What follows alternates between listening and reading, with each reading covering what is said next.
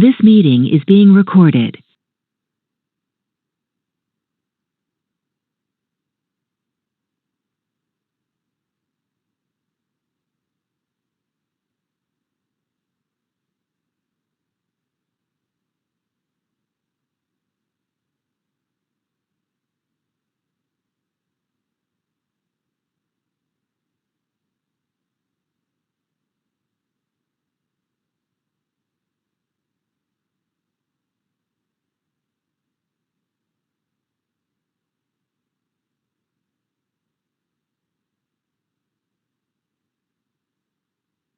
Students, good morning. Good morning. Actually, I should not tell good morning, but by mistake I said. Online students, am I audible? Right. So let us move to the further. So I think previous class we completed successfully Python with MySQL, Python with Oracle. So the overall conclusion, the data persistence is a very important that we can achieve it through files as well as what database softwares. Okay, done. Students, today I'm entering into another most important topic, very important, very complicated. People will feel that is called object oriented programming features, object oriented programming principles, or features, or concepts we are going to discuss. Object oriented programming features, principles, or what concepts we are going to discuss. So there we are having a lot of index. A very big index is there, students. But index, instead of wasting my time on index, I'll show you what will be the index which I'm going to discuss here. Right? Let us have a look at once this index, students. So if we come to this place here, come in. So let us take the index here. So there I'm going to take up somewhere else, go to E. So there we have somewhere else 9 a.m., 7 a.m., somewhere else I kept. So there we are having, just observe it, oops features here. Under that, there is an index. Very important introduction day today. So I'm going to talk about, this is my index. Under that, what are the advantages of oops?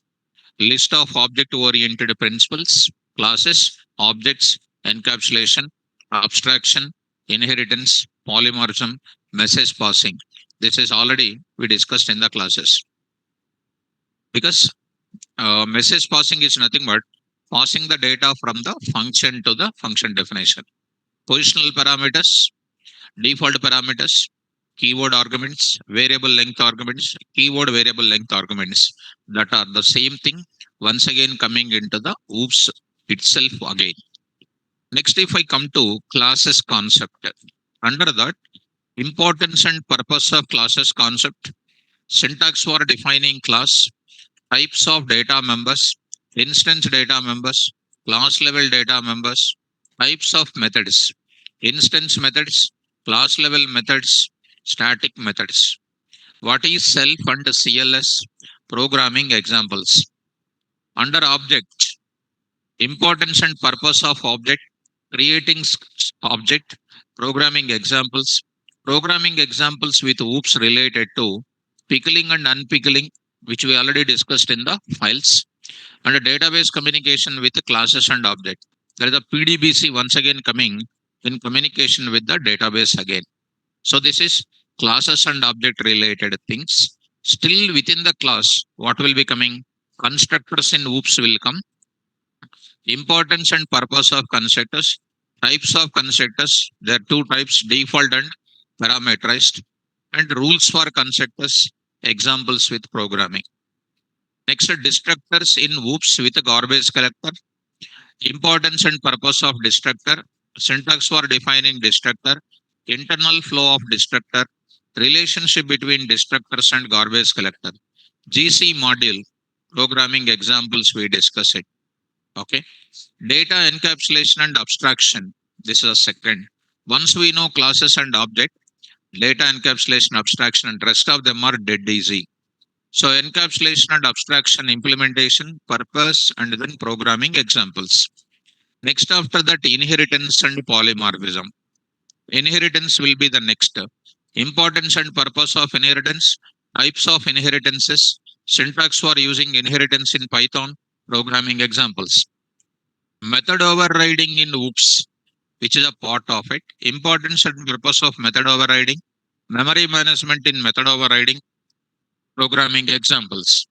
Constructor overriding in OOPS, importance and purpose of constructor overriding, memory management, as well as programming examples.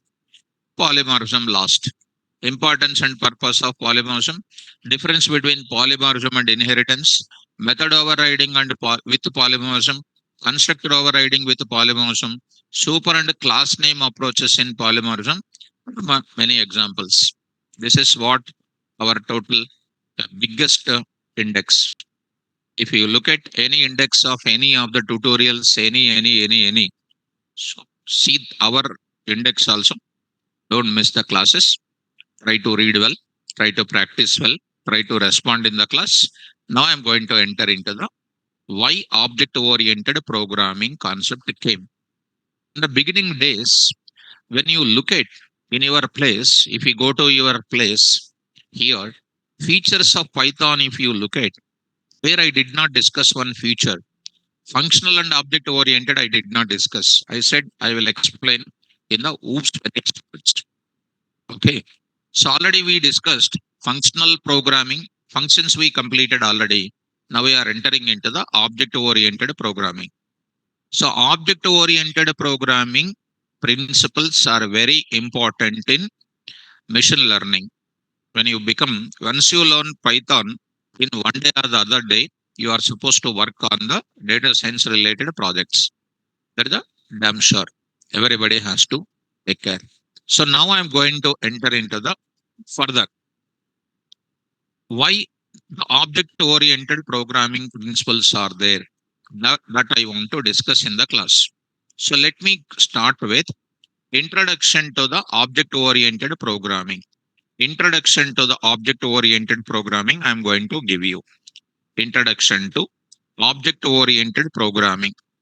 Object-oriented programming.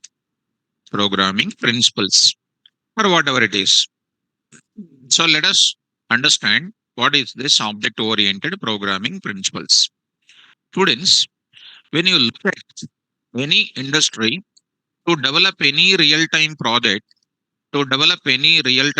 carefully try to listen. Because OOPS is little complicated.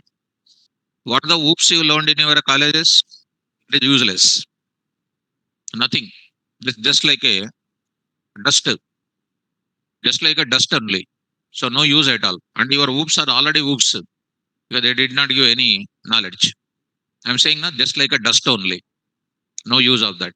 Now here what I'm saying is very perfectly I'm explaining. Try to follow it. And this is very complicated for the student. Why? Actually, it is dead easy. Actually, it's my favorite topic. All are favorites only, but this is more favorite. So this is different people will feel because you did not practice well. That is the main point. That's why you will feel very complicated this one. What I observed it, students' mind. Those people who practiced already, this is a dead easy. Those who did not practice, did not read the notes, it will be difficult. So on behalf of you, I cannot read the notes now. So you have to read by yourself only. Now I will start. To in real time, to develop any project, to develop any real time project, we need to choose a programming language. You need to choose a programming language.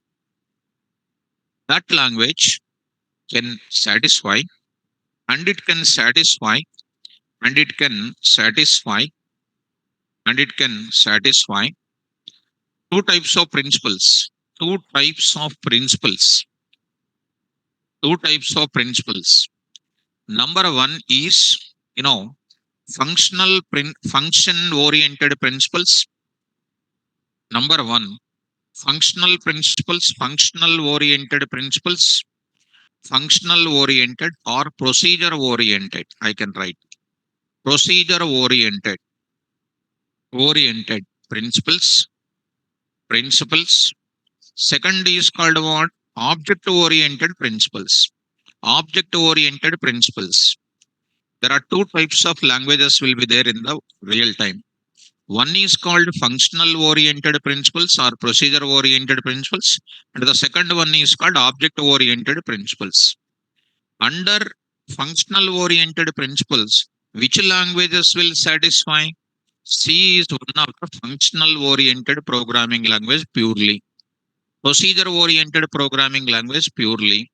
And if you know, anybody knows COBOL, anybody knows up to Oracle 7.3, up to 7.3, up to 7.3, I'm talking about. Up to Oracle 7.3. Next is called majority of the languages in olden days. These are the example languages comes under functional oriented. And along with that, under this functional oriented, our Python also will come. Our Python also will come. Under object oriented principles, what will be coming? Under object oriented, Python will come, because the Python is one of the both functional and object oriented programming. Carefully try to listen, because this class is clear. Rest of the classes are easy, I feel, provided when you practice the coding. If you don't practice anything, all classes are difficult only. So, Python programming, Java programming, C#.NET programming, C++, C++, Ruby, Ruby. Next is called Smalltalk. Next is called, Object Pascal, Object Pascal. Next, Object COBOL, Object COBOL. These are all comes under what, and from Oracle 8 onwards, from Oracle 8 onwards, Oracle 8 onwards, etc. These are all comes under what? Object oriented principles. Object oriented principles. So the point to remember here is both Python belongs to what? Both functional as well as what? Object oriented. Here the thing is, my intention is here Python belongs to both functional and what? Object oriented. Both functional and what? Object oriented. It is a both functional and object oriented. Sir, what will be the limitations of functional programming? What will be the special advantages of object oriented programming? So here I will write it. Even though Python belongs to both functional and object oriented now, functional and object oriented programming language, internally it is treated as what? Object oriented programming only. Internally, everything treated as what? Everything treated as object. Treated as object only. Treated as object only. Even though it is under functional and object oriented, internally everything is treated as an object. What is the beauty of object? Here I am writing one thing. Everything is an object. Everything is an object. Advantages. Everything is an object. Advantages. I am talking about it. It is simply called as what? Advantages of object oriented principles. Object oriented principles. This is what I'm going to discuss. This is what I'm going to discuss now. So, number one, number two, number three, number four, number five. This is what I'm going to discuss. This we are supposed to see practically in the class, because in internet and all there are different things which you cannot understand. People will buttify and they will write something, they will tell something. Practically, when they ask anything else, how do you prove it means what? Out of order. So let us start understanding about what do you mean by here I'm going to say something like object oriented principles. Today, because already in my 7 o'clock, there are eight faculty members are there. Eight. All eight faculty members with 15 plus years of experience. Among that, six are computer science related, two are from chemistry, one is from microbiology. They are learning Python now. They are not students. 15 years means what? They are not students. They are almost different. They are coming and learning Python. Why? Their what do you call like their what do you call sisters, sons, sisters, daughters. Different people are working in different companies. They felt that their package is somewhat low than their sisters, sons, and sisters, daughters. They felt that we need to migrate to what? IT. That is what I learned from two to three faculty members from physics, chemistry, and microbiology faculties. These computer science faculties not saying anything. First today is also one new faculty member came. You don't know bitwise operators also. 15 years experience is having. He's a colleague of one faculty member. He forcefully brought today's class. I'm explaining int data type today. Int data type binary to conversions are there now. Binary conversions are 16 to the power of 2 is saying. How to calculate 16 to the power of 2? How to calculate 16 to the power of 2? 16 to the power of 2, how do you calculate? 16 to the power of 2, how to calculate? 16 into, come on, 16 into 16 to the power of 2, how do you calculate? 16 into 16 ante. But I said you one more important, na? 16 star 2. 16 star 2. 16 square is nothing but is a old knowledge only. 16 star 2. But that faculty is saying to me like this. He said with a bigger voice in the class, and bigger voice in the class, because he is faculty now. So he will shout always in the class. He said like this. 16 2. He said like this. 16 cap of 2. He said cap. What cap? This cap. Cap. Monkey cap. When undo aslo. So he said that. And I said immediately blunder. Huh? He said like that. He's looking at his friend also. He look at his friend also. His friend said, no, Agu, sir will give shock to you. You wait, because he's seeing the shock by shock from day one onwards. He's looking at his colleague. What he's saying wrong, because I'm telling from 10 years onwards this line. Immediately I calculated.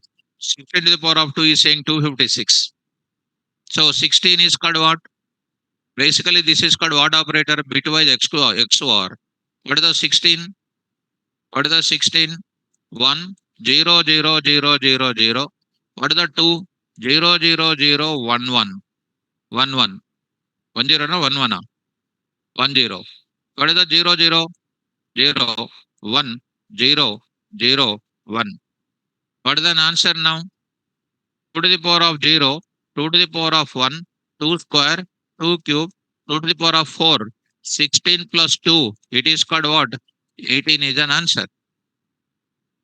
18 is an answer. So he's saying 256. I pressed enter key, 18. You wondered. Beginning when I said wrong means you looked at his faculty. ఏంది ఈయన ఇది ఇట్లా చెప్తున్నాడు, నేనేదో from 10 years onwards I'm saying this answer, and the moment I explained, no sound is there, మొత్తం దిగిపోయింది. Charging become 100 becomes 0. Then finally he came, sir, sorry sir, I said 16 to cap 2 reach 256, sir. I realized now only, sir. Sir, the same thing I'm saying from so many years, sir. The other faculty is telling, that's why don't tell in the class, he will give directly attack on you, he said. Don't tell answers, what you know is wrong, he said already. Don't tell like this. Being more experienced like them, what they taught all the days is wrong or not, students? So anything you speak in the class, they need to be careful in learning everything. So I hope that, okay, learning is a continuous process throughout the life. There is no doubt in that. Suppose I am there, I don't know microbiology. When I go to microbiology, want to learn, I am just like a Lilliput in microbiology because I don't know that, right or not? Suppose you have something like mathematics, you are expert in mathematics. I don't know mathematics of deep knowledge. So when we are learning that, we have to be careful in learning, and the teacher has to take something like this. So coming to the point of it, now I will move to the further. So coming to advantages of object oriented principles, I said directly they are from Java background.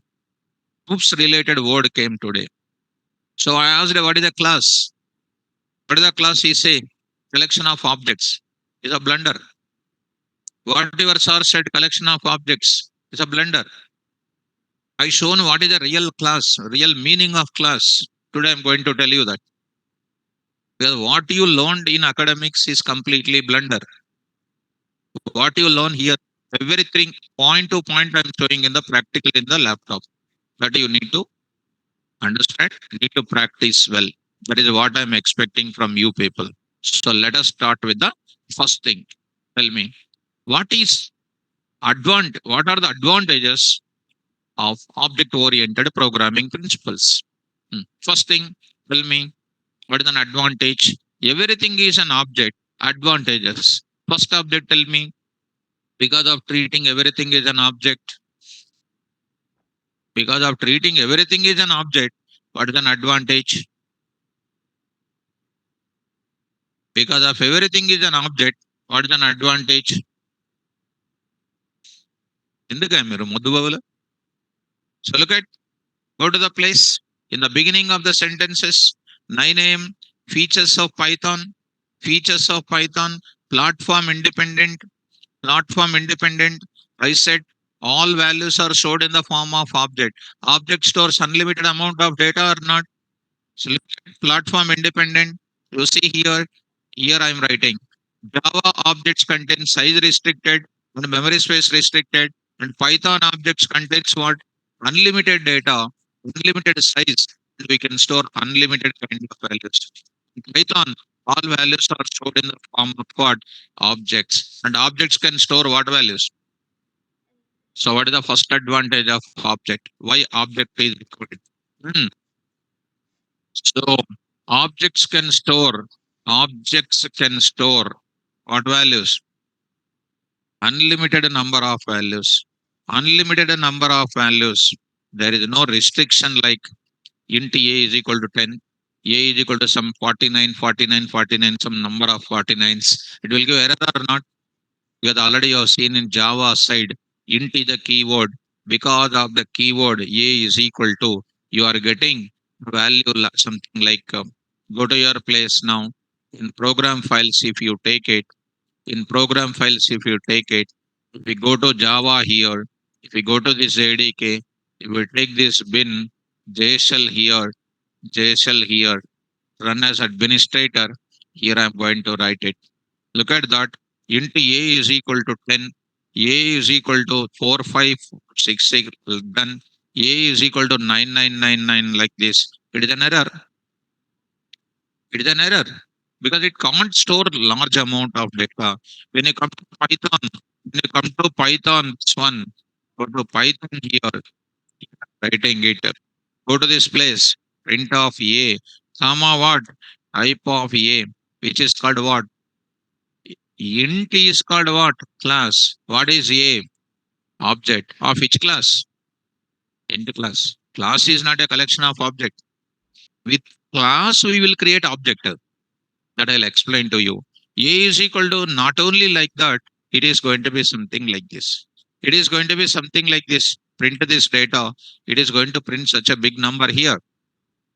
What is the beauty behind that? Everything is stored in the form of what? Object. That is the first point. Clear or not clear? Right. Second point I'm talking about. Because the total application development is around object only. Object only. Okay. Second one I'm going to talk about it. With the second one, carefully try to remember. Suppose I have a large volume of data, students. Large volume of data. Large volume of data I'm having. Such a large volume of data, I want to transfer from one end of the device to from one end of the device to another end of the device. In simple words, this is my M1, this is my M2. They are available across the globe. From mission M1 to mission M2, I want to transfer large volume of data. Large volume of data I want to transfer. Large volume of data I want to transfer from mission M1 to M2. The application which is available in M1, which is decided to transfer large volume of data, if I develop into C programming, the application which I developed in C programming decided to transfer large volume of data from M1 to M2. This C application will transfer, it will live. Value by value only it will transfer. Value by value only it will transfer. It doesn't have the capacity to transfer all the values at once. Suppose if I have 100 values are there, how many times it is transferring? How many times? Right. Wrong answer. 200 times. మీరు ఎప్పుడన్నా coaching తీసుకోవాలి మీరు arithmetic numeric arithmetic reasoning some kind of things ఇదంతా ఏం చేశారు ఈ 22 years అసలు what you have done in this 22 years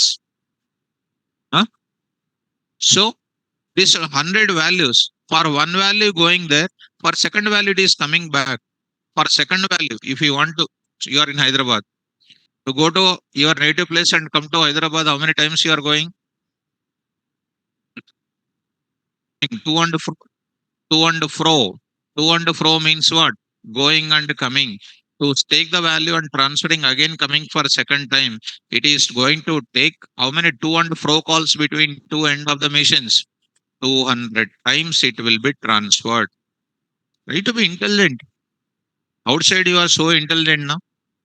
Inside the class also you must be subject related intelligence is required. So 200 times 200 fro calls will be taken. That will be taking what? Poor communication, very poor communication. Is there any concept in our programming to transfer all at once? To transfer all at once.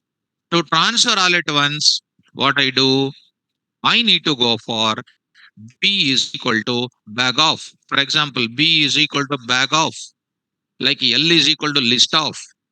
Like D is equal to dict off. Like S is equal to set off. Like T is equal to tuple off. Now in the B, I will keep all my values here and I'll send B at once only. And I'll send B at once only. What will happen? Which one is easy to send it? All at once is better. Value by value is better. All at once is better. All at once is possible only through what? Object. Only through what? Object. Suppose you want to go to native place today. What you will do? You will take a bag. You will take a bag or not? You will keep your items inside the bag and you will carry, right or not?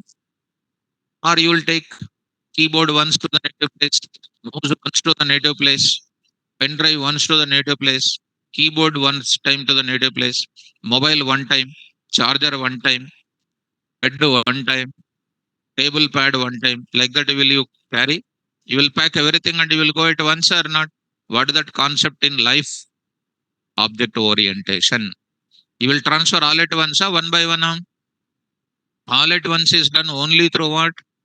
Object. Suppose you are there. Who are you? You are a combination of different components in the body or not? Ears, eyes, tongue, nose, inside the teeth, 32 teeth. Next is called what? Tongue. Inside that is called, next is called what? Heart, legs, fingers. These are all called connected together in a single human being or not? Human being is an object. Object contains what? Lot of values inside. Right or not? So eyes are separate, ears are separate, hair is separate, something is there? No, they're all clubbed together in a single unit or not? That single unit where it can capable of storing everything is called what? Object. Suppose this fan is there, which is running. That fan contains how many parts? మీకు చెప్పండి మధుబాబులు. So there are fan is running, there are three things are there or not? And in middle one box is there or not? On the top of it, one more is there or not? One rod is there or not? They're all connecting together is becoming a fan, right or not? So that entire thing is going to be called as what? Prepared as a single one only. Something like that. If you look at anything carefully, everything is an object in real life. Something like that. In object oriented programming also, for fastest data communication purpose, they will send the data in the form of what? Object. So how do you send the large volume of data? How do you send the large volume of data between multiple machines? Large volume of data can be transferred at a time, all at once, all at once, in the form of what? In the form of what? Object. That gives you what? Effective communication. That gives you what? Effective communication. Effective communication. Because understanding OOPS is very important. That gives you what? Effective communication. Clear or not clear? Where? So, next, one more thing, confidential data. Confidential data. This is also one important thing. Confidential data like pins, your pin numbers, your OTPs, your what do you know, capture codes. The secrecy of data always transferred in a closed format, encrypted format, because of the security concern is concerned. The confidential data must be always sent in the form of what? Closed format. That closed format is called what? Object. Simple example where you have to understand. Suppose you are there in the Hyderabad, that too in the Amirpet area. You are in the Amirpet area. So somebody asks, take 25,000, take 25,000, that is a total 50,000, give to somebody which is there in the SR Nagar. SR Nagar, somebody is there, you please transfer it. People are saying, what you will do? You will keep your 25 in one hand, 25 in one hand, and going on the way. And that means you are exploring your data to the outside world. So that any kind of trapper is there, any kind of hacking person is there, who is going to, when you are going alone, they may be attacking on you, they may take the data. So security will be lost or not. Instead of that, in any of the object oriented programming, the data will not be sent as the form of plain text. The data will not be sent in the form of plain text. Plain text is nothing but what? Exploring as a part of data accessing time. We don't want to explore the data as a part of data accessing time. We want to access the data, everything in the form of closed format only. So how can you transfer it? It is in the form of what? How can you transfer? Normally you will create B is equal to bag, and you will keep in the bag this amount, you are keeping it, and you are going to take this, and you are taking this bag, and you are moving on the way, and nobody knows what is there inside the bag, because everybody is having the bag only, right or not?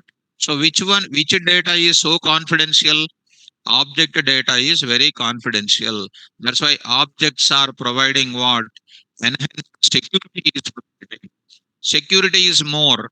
Security is more, students. Security is more.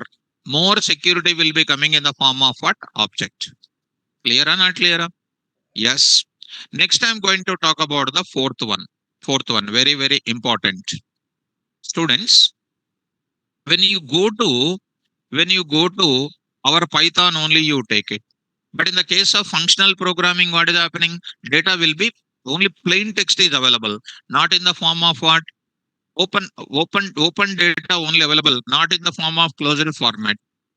Come to Python only. DEF, something like a function name, list of formal parameters, list of formal params, if any, This is called Python related syntax. This is called Python related syntax. Students, now I'm going to take a block of statements, will write it. In the case of, okay, you know, every function name is called what? Even though Python is is functional and object oriented, everything internally treated as an object only. What is this function name is originally? It is an object of which type? Function type. Class function type. It is a class function type only. It is a class function type. So every function name is an object. Every function name is an object, which is of which type? Function type here. So it is a functional oriented only, but everything treated as an object only. Now the point I want to tell you is here. Suppose I want to take up, I want to calculate, careful students. I want to calculate sum, comma, sub and multiplication of 1020 by using functions. Of course, by using functions in Python. How do you do that? Generally, according to our programming in functions, I will take it SUMOP of 1020, sum OP of 1020, sub OP of what 1020, and a MULOP of what 1020. You will be writing the logic also for that. There you will write it what? Correspondingly, you will write it DEF sum OP of A comma B, and you will define the logic. DEF sub OP of A comma B and you will write the logic. DEF MULOP of A comma B and you will write the logic. So it will go to this place, and then this is done like this. Now if you think seriously, if you keep your concentration carefully, we are writing input. Any function, if you take it, I already said the phases, taking input, doing process, and giving output. And when you come to this place, students, we are going to take it as what? Input, in where function call I am mentioning it. I am mentioning my input in the function call, or I need to mention the input inside the body. Either inside the body I have to specify, or inside the function call I need to specify. If I am writing my input in the function call, how many times I am writing? 3 times I am writing. 3 times I am compulsory writing the values. Is it not my memory space wasted simply? Simply my memory space is wasted. I think you are following me. Instead of that, you write A is equal to 10 like this. Like this you write it. A is equal to 10, B is equal to 20, A is equal to 10, B is equal to 20. Again you write A is equal to 10, again B is equal to 20. This is going to be what? Again I am writing 3 times only. That means in functional programming, data is available. That is called input data is always available. Either in function call is available or inside the function body is available. That means in functional programming, data is always moving around what? Function body or function call it is available. Either it is available in the form of function call or it is available inside the function body. So the inputs to the function available either in the call or in the definition. If I need a common value for all my functions, I have to write every time inside the body. That will take what? More memory space. In object-oriented programming, we don't mention like this. What we do? We do what? Take an example of it. O1 is containing the value called A, containing the value called B 1020, and I will define my function called sum OP of having some body here, DEF sub OP of I'm having some body here, DEF MLOP of MLOP of like this I'm having something. So each function is operating on what? O1. Sub is also operating on O1. ML also operating on O1. So where is my data available? One time my data is available. Multiple functions operates on the same data or not? Which data storage is effective data storage mechanism?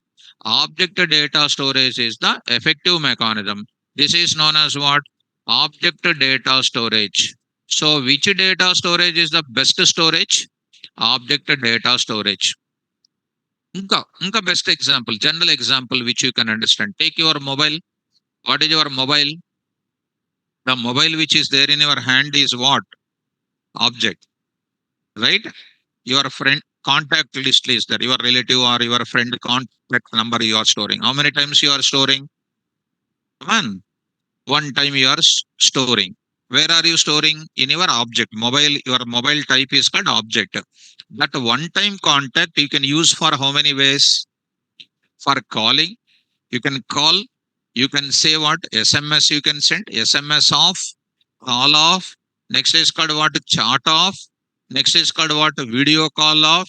You can send your amount through some UPI amounts. These are all called what? How many times my contact number stored in one time? How many times, how many functions I am applying on that data? Multiple times. How many times it is stored? One time. But how many operations I am doing on single storage or multiple storage? If we pass as a value to it again and again, it takes a lot of time. So which data storage is the best storage? So in functional programming, data is available around the functions. In object oriented programming, data is available around. Data is available. Data is available around. Come on. Around what? Objects. So that you will get what here? Effective memory management, you will get it. Effective memory management, you will get it. Are you following me? So data is available around the objects. Data is available around the objects. So that we are going to get it what? Effective memory management is going to be obtained here. I think you are following me. Functional one, not an effective memory management. Take an example of list. Go to our data types. L1 is equal to, chudandma, L1 is equal to 10, 4, 3, minus 2, and 10. Sort this data. Where is my data present in object? How do you sort this data?